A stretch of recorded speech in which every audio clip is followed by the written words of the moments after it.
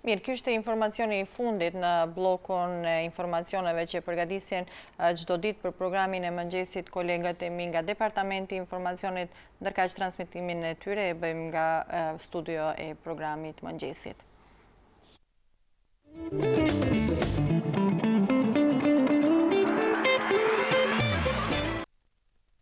Jo, Dila. Ndjenjat ndaj te janë për te miqësisë, për te shoqërisë.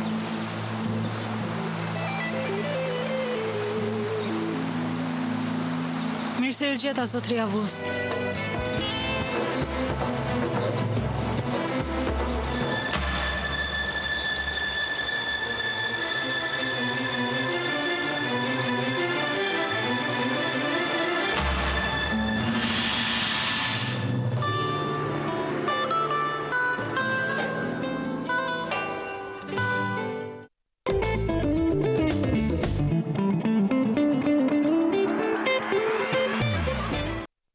Sot do të flasim për një temë mjaft interesante, një temë që po i përfshin edhe të gjithë botën.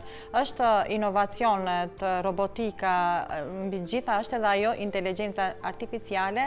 Do ta diskutojmë jo më larg, do të shkojmë askund me profesorin Festim Alili, profesor në Universitetin Shtetëror të Tetovës, ndërkaq edhe me dy studentët, është Butrind Dehari dhe Verda Misini.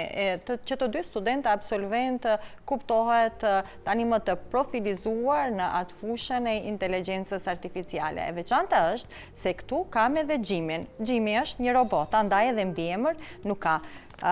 Gjimi ti urojmë mirëseardhje, ju urojmë edhe juve mirëseardhje, gjithsesi kam edhe një robot tjetër, një robot me një inteligjencë mjaft të zhvilluar. Ne do t'i parashtrojmë pyetje, ai do t'na përgjigjet. Butrind, roboti juaj quhet Fol Shqip. Roboti tjetër, ky është roboti Gjimi, shikues të nderuar që e pat më herët. Roboti tjetër është në mënyrë softverike i përgatitur. Pse i themi, pse është emëruar Fol Shqip, do të dëgjojmë, do të shohim pak më vonë edhe një herë. Mirë se na erdhët. Faleminderit që ndat kohë për të qenë bashkë me robotët e juaj këtu në studion e programit mëngjesit. Unë do të doja me njërë të filloj me atë pyetjen, profesor, do të filloj me ju, pastaj edhe me studentët do të vazhdojmë. Në fakt e titullova bisedën e sotme si robotika. A mund të na sqarosh pak më tepër çfarë është robotika për dalë tek ajo, për t'i parë gjitha funksionet që i kryen Gjimi dhe për t'i parë funksionet e robotit tjetër Fol Shqip? Fillimisht do doja të ju faleminderoj për ftesën që na keni bërë dhe që të diskutojmë për një temë pak më ndryshe nga e përditshmja.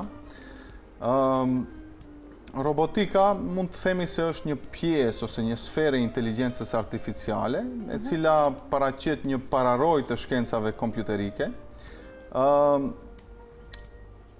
Ka shumë definicione, domethënë, që definojnë robotikën.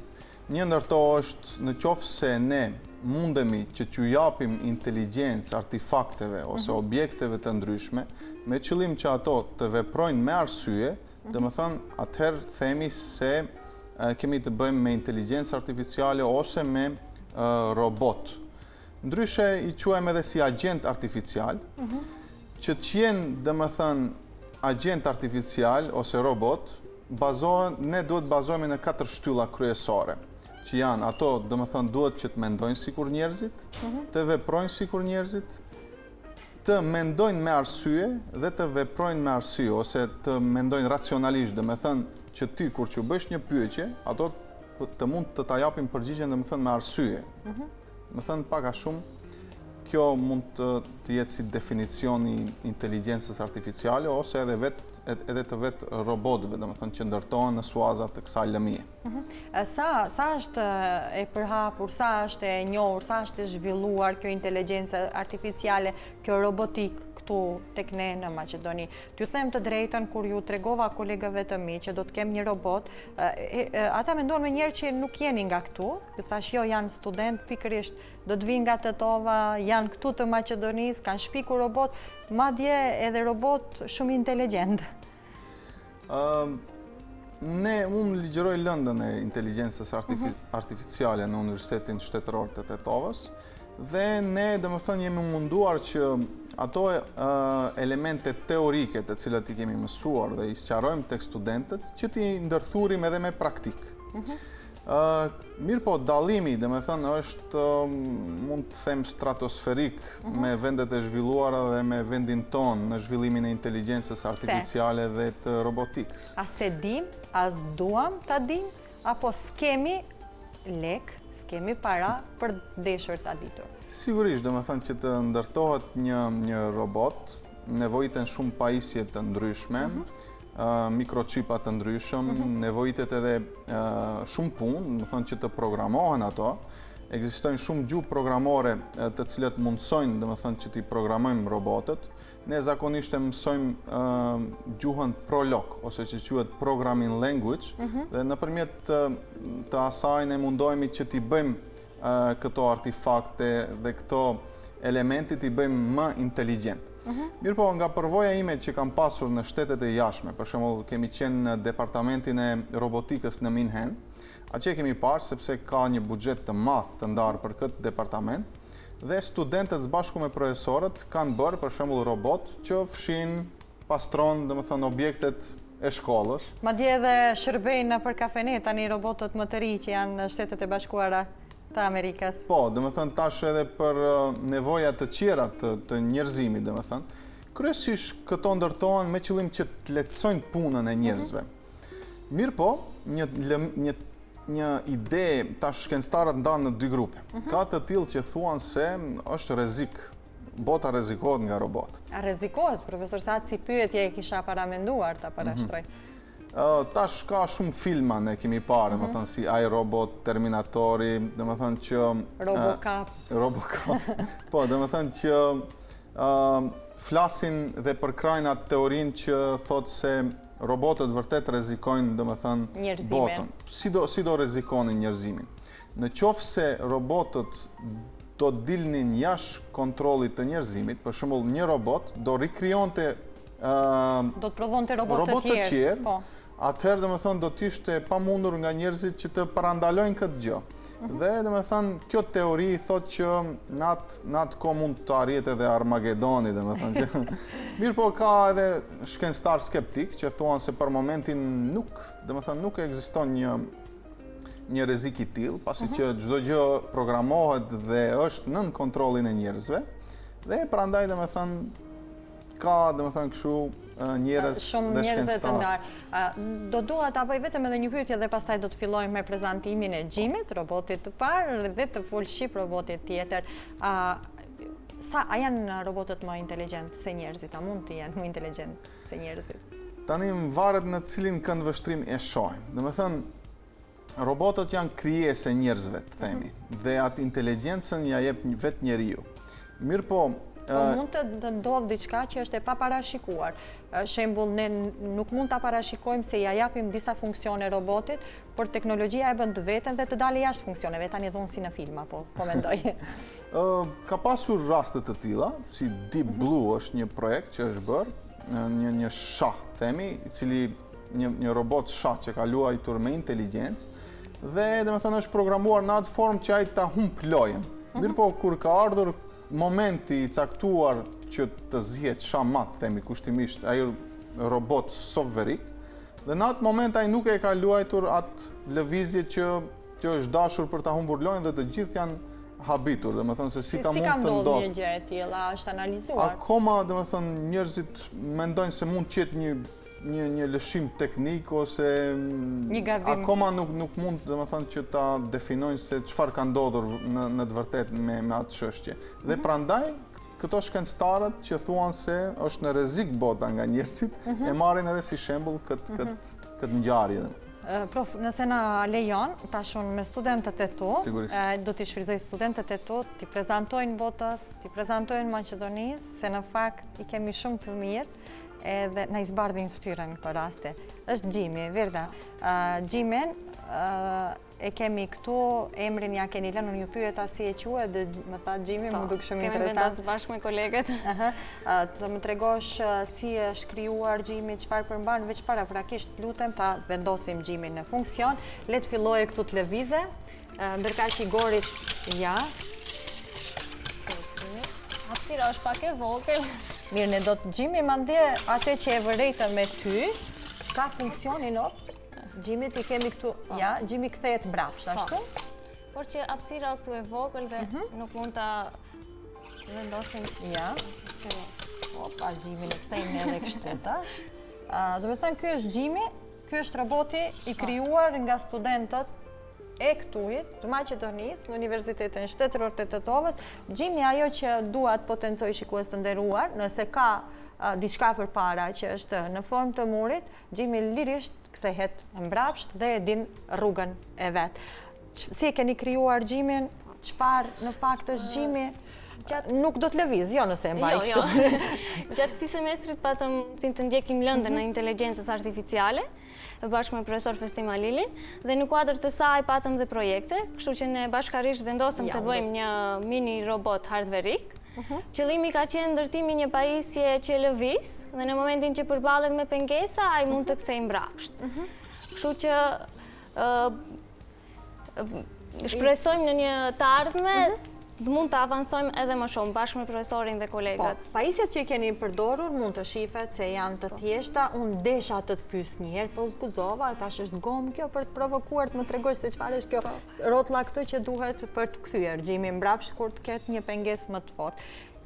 Cilat janë ato pajisje që baterit i duhen? Po, baterit është ndërtuar trupin nga një pjesë e marrë nga lodrat e fëmijëve, motor.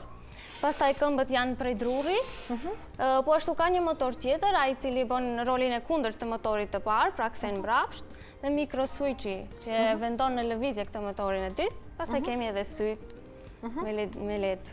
Me LED. Si e kupton përmes kësaj pjesë këtu gjimi se duhet kthehet mbrapa? I keni dhënë ju komanda apo është vetëm një sensor? Është roli i microswitchit, ai që e vendon në punë motorin e dytë. Virta, po të kishit mjete financiare, si do të dukej ky robot? Besoj se është shumë më i sofistikuar, shumë më i avancuar, por me mjetet e thjeshta, kjo është maksimumi që mundim të bëmi. Profesor, lutem na trego se si u ndjet kur erdhen studentët e tu me këtë lloj të robotit? Sigurisht që Verda propozoi një ide, që të ndërtoj një mini robot kështu të vogël. Dhe unë fillimisht edhe vetë ajo ishte skeptike, tha nuk e di në fund ta do mund që ta arrijë, kështu që se çdo herë frigohen nga pikët që do marrin në projekte. Mirë po unë e inkurajova atë që vazhdoj sepse mu duk si ide e mirë. Dhe ne kemi mësuar që për të qenë një robot, ai duhet që të ketë aktutator dhe të ketë senzor. Aktutator janë pjesët lëvizëse ose që kryen punë. Edhe senzor, që është kjo pjesa e parë. Qartë që parashtrova dhe unë pyetje se si kthehet mbrapsht, si e din të kthehet mbrapsht. Po, ka një lloj si senzori që jep sinjal, mikrokontrollorit brenda, që kur ka pengesë, ai ta kthej rrugën mbrapa. Dhe sigurisht ka aktutatorët, këto këmbët me të cilët lëviz, dhe ka thjesht një kapak, një kapak të një shishe. Të një shishe thjesht, plastike. Që mban edhe balancin, të robotit. Roboti tjetër është softwareik, mbase mirë e thash. Ajo e veçanta e këtij roboti është se për herë të parë e kemi një robot të tillë në trojet tona, roboti flet shqip. Si flet roboti shqip? Roboti, fillimisht projekti filloi me iniciativën e profesorit, krijuam një grup prej 4 studentësh, ti përshëndes edhe ato për bashkëpunimin dhe përgjegjësinë e treguar. Po ata që nuk i kemi të tjerët këtu? Po, Jasminin, Sazanin dhe Semin, i përshëndes për përgjegjësinë dhe bashkëpunimin e treguar. E gjithë kjo filloi si ide e profesorit, e krijuam grupin dhe filluam me realizimin e projektit. Gjatë zhvillimit të projektit kemi asur në probleme të ndryshme, por me konsultimet e shpeshta që i kemi pasur me profesorin, arritëm që projektin ta përfundojmë me sukses.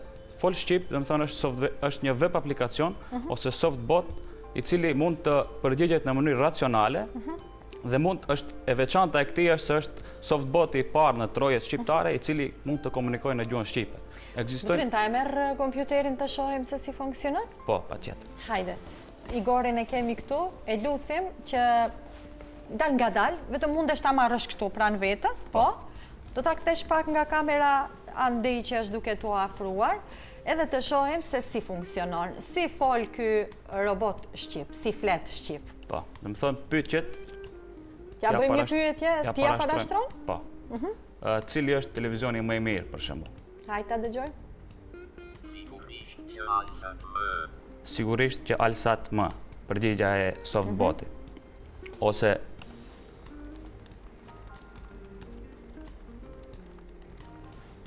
cila është prezantuesja më e mirë? Prezantuesja më e mirë është Venera. Tani, nëse këti roboti i kërkojmë të dim ku gjendemi, a mund të bëj lokalizimin e vendodhjes ne ku jemi, a mund të di për shembull në cilin shtet jetojmë, çfarë ky robot mund të di? Se me atë që pash edhe paraprakisht, ky robot është vërtet inteligjent, pa hidhrim, po madje më inteligjent edhe shumica prej njerëzve. Po, deri në atë fazë, të më thënë, akoma nuk kemi arrit. Logjika e këtij web aplikacioni është që ne shtojmë pyetjet dhe përgjigjet adekuate të caktuara dhe ai pastaj i kthen përgjigjet në mënyrë racionale. Do të thënë, përgjigjet janë të insertuara nga ne, kurse në atë fazë që ju e parashtruat pyetjen, a mund të na tregoj vendodhjen, akoma nuk kemi arrit, po shpresojmë që në të ardhmen me ndihmën e profesorit dhe me bashkëpunim. Sigurisht duhet edhe lokator edhe GPS që i thonë ato, mbase unë nuk i di këto punët teknologjike shumë, ju i dini më mirë. A është e vështirë të krijohet një gjë e tillë? Është e vështirë, por mjafton vullneti i mirë dhe bashkëpunimi, nuk ka gjë që nuk realizohet pa bashkëpunim dhe pa vullnet të mirë. Profesor, a duhet të jesh super inteligjent si Butrinti, si Verda për të krijuar robot, apo thjesht vetëm duhet të mësohet, vetëm duhet të ndiqen ato trendet botërore dhe edhe ne mund t'i detyrojmë dhe mund të krijojmë robote që flasin shqip, që sillen shqip dhe që mendojnë shqip? Një pyetje e mirë.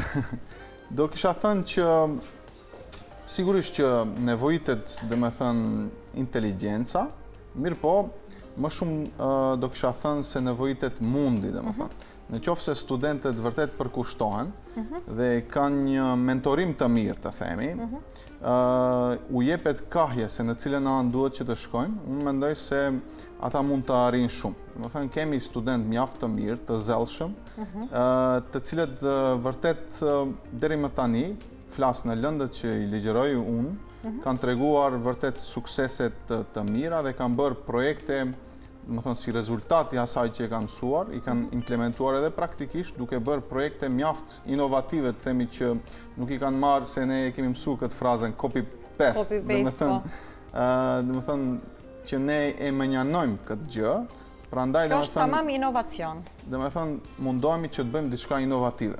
Prandaj edhe studentëve, në fillim, ju kam thënë, kam një ide që e kemi filluar me studentët para prak. Dhe më thënë, kishim arritur dhe në një fasë. Dhe ju thash, ata që do kyçen në këtë projekt, sigurisht që unë do t'i shpërblej me atë mënyrë që mundëm. Dhe më thënë, shpërblimi është nota nga ana e profesorëve. Dhe kështu që njëherë disat ishin pak më skeptik se a do arinin që ta bënin, mirë po paraqit grupi, dhe me thënë, i studentëve të cilët shprehen vullnet që të kyçen në këtë projekt. E sigurisht që gjatë gjithë kohës edhe ne kemi qenë bashkë me ta që u ndihmojmë, dhe me thënë që ta realizojnë këtë soft bot që kemi quajtur Fol Shqip, i cili mund, dhe me thënë, që na përgjigjet në shumë pyetje që ne i bëjmë në gjuhën shqipe. Gjithashtu është i ndërtuar me një algoritëm që edhe në qoftë se pyetjet që ja bëjmë të përafërta, ai mund që t'i gjej. Mund t'i detektoj, mund t'i gjej. Përgjigjet, dhe me thënë, e arsyeshme përsëri. Prof, jemi nga fundi i bisedës. Ja, pra ashtu ndodh që çdo herë kur janë bisedat e këndshme shumë shpejt mbarojnë. Dua një pyetje, t'ua parashtroj që gjithmonë pas këtyre kur i sheh këta student, kur i sheh këto që i krijojnë, parashtrohet pyetja, pse ky robot mos ishte shumë më i sofistikuar nga pamja? Pse ai softbot mos kishte zënë që moti mos ishte bërë top lajm nëpër mediat e tona, valësh në pyetje mbështetja financiare. Si qëndroni ju me mbështetjen financiare? Si keni punët dhe a mund të presim një ditë që çfarë na duhet për të bërë të njohur, që të paktën edhe mediat botërore ta kenë Butrintin, ta kenë profesorin dhe Verdën në ato highlights-et e tyre? Sigurisht që një ndër faktorët kyç për realizim të themit agjendëve artificial të sofistikuar, sigurisht që është edhe ndihma financiare ose mbështetja financiare. Universitetet evropiane dhe ato amerikane thamë që kanë një buxhet vërtet të majnë për realizim të këtyre projekteve. Mirë po, nuk mund të anashkalojmë edhe rektorin e USHT-s, i cili vërtet kur kemi nevojë, domethënë na mbështet me ato mundësi që i ka, sepse dim që edhe universiteti ka sfidat e veta, domethënë ka pengesat e veta, mirë po me ato mundësi që ka, domethënë na mbështet. Mirë po, sigurisht që për të realizuar projekte më madhështore, më të sofistikuara, themi robot humanoid, që do dukeshin si njerëzit, do duhet mbështetje më e madhe. Për shembull, Asimo është tash më i sofistikuar i robot që ekziston dhe prodhohet nga kompania Honda, dhe mos të hyjmë domethënë ato detajet financiare se sa u ka kushtuar atyre që ta realizojnë domethënë atë humanoid të themi. Për në fund, do të kisha deshur një porosi për gjithë shikuesit. Për juve kërkoj t'ju jepni një porosi bashkëmoshatarëve të juaj, ndërkaq nga ju, profesor, kërkoj drejt për drejt të gjitha ata që mund edhe t'ju ndihmojnë të arrini shumë më shumë, por edhe tek prindërit që t'i inspirojnë fëmijët e tyre dhe t'ju thonë shkoni përpara se neve na keni këtu për ndihmë.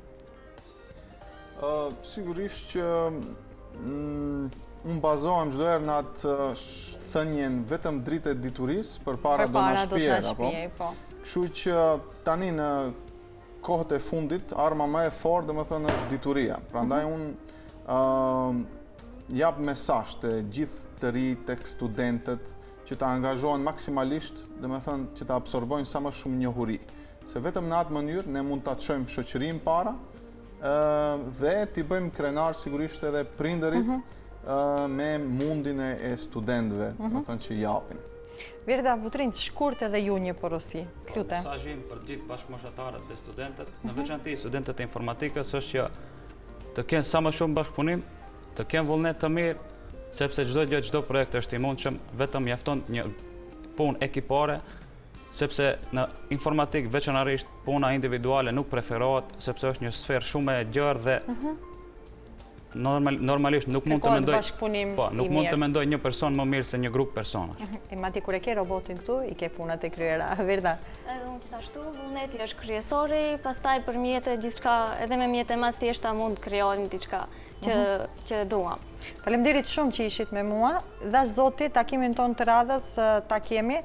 Atëherë, kur për robotët e juaj, softbotët dhe robotin këtu hardverik që e kemi, të kuptoj edhe gjithë bota. Ndoshta ndodhë se shpeti nuk i dihet. Juroj shumë suksese edhe njëherë. Faleminderit. Në çdo kohë. Pra, shikues të nderuar, ishin Butrind Dehari, student, Verda Misini, studente dhe Festima Lili, profesor nga Universiteti Shtetëror i Tetovës. Arsyeja pse ishin ata këtu është roboti Gjimi dhe roboti tjetër softwareik është roboti Fol Shqip. Shpresojmë që këta fëmijë, këta studentë me këto robot, shumë shpejt edhe bota do t'i kuptoj se kemi inteligjencë, edhe ne këtu inteligjencë madje shumë të fuqishme se ajo artificialja. Vazhdojmë tani me pak publicitet dhe fitnesin e ditës.